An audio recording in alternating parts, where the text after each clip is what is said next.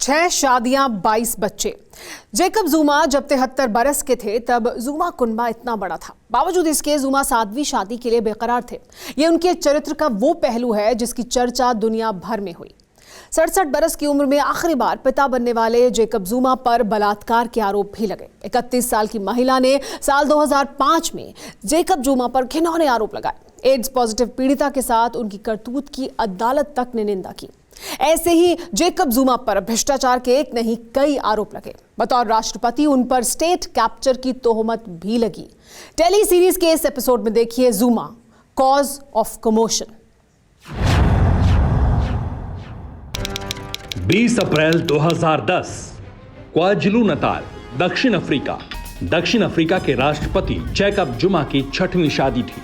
Africa के जुलू जनजाति की परंपरा के मुताबिक विवाह हो रहा था, जहां दूल्हे जैकब जुमा बाघ की खाल की तरह पोशाक पहनकर अपने पौरुष का प्रदर्शन कर रहे थे। पारंपरिक परिधान में जोशीला डांस चल रहा था।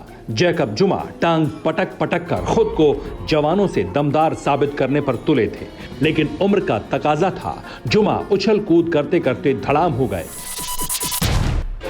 गिरने के बाद जुमा अपनी टांग की मालिश करते काफी देर तक पड़े रहे। जैकब जुमा के इस विवाह समारोह में उनकी 3 पूर्व पत्नियां भी मौजूद थीं।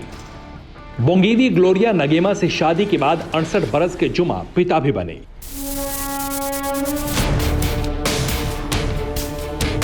ये जैकब जुमा की 22वीं औलाद थी, लेकिन जुमा परिवार को और बढ़ाना चाहते थे। उन्होंने 7वीं शादी की ख्वाहिश का इजहार किया था।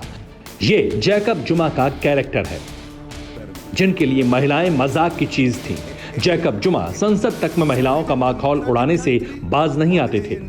इस हंसी के लिए जैकब जुमा लाफ्टर प्रेसिडेंट कहे जाने लगे थे, लेकिन उन्हें इन बातों से फर्क नहीं पड़ता था। वजह थी दक्षिण अफ्रीका में उनकी लोकप्रियता। जैकब जुमा ने जिस लोकतंत्र की लड़ाई लड़ी, उसके लागू होने के बाद खुद उसके दुश्मन बन गए। दौलत के लालच और औलादों के मोह ने एक क्रांतिकारी को करप्शन किंग बना दिया। साल 2004 में जैकब जुमा पर रक्षा सौदे में भ्रष्टाचार के आरोप लगे थे।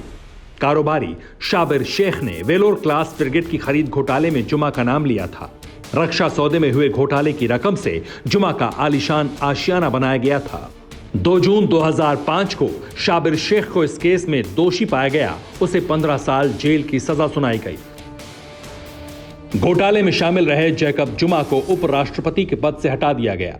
जुमा के दामन पर भ्रष्टाचार की कालिख लगने के बाद भी उनका रुतबा कम नहीं हुआ।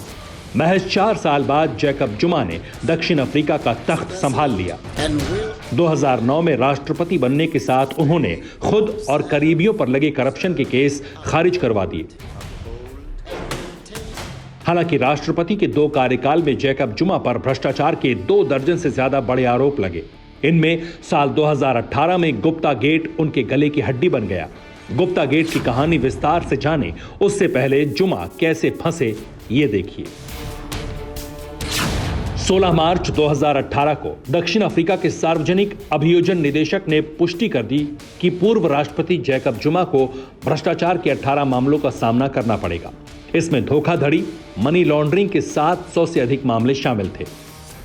6 अप्रैल 2018 को भ्रष्टाचार के आरोपों में घिरने के बाद जुमा पहली बार डरबन मजिस्ट्रेट कोर्ट में पेश हुए।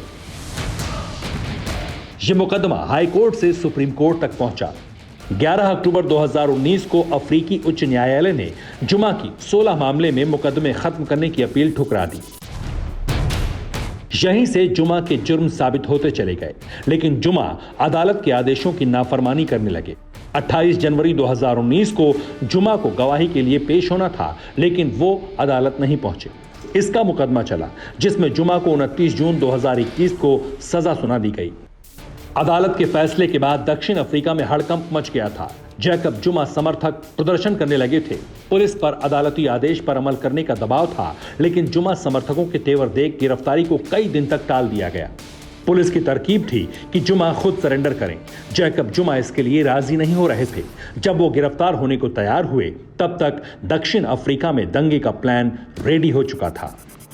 परवाह देश की, सोमवार से शुक्रवार रात 10 बजे TV9 भारतवर्ष पर।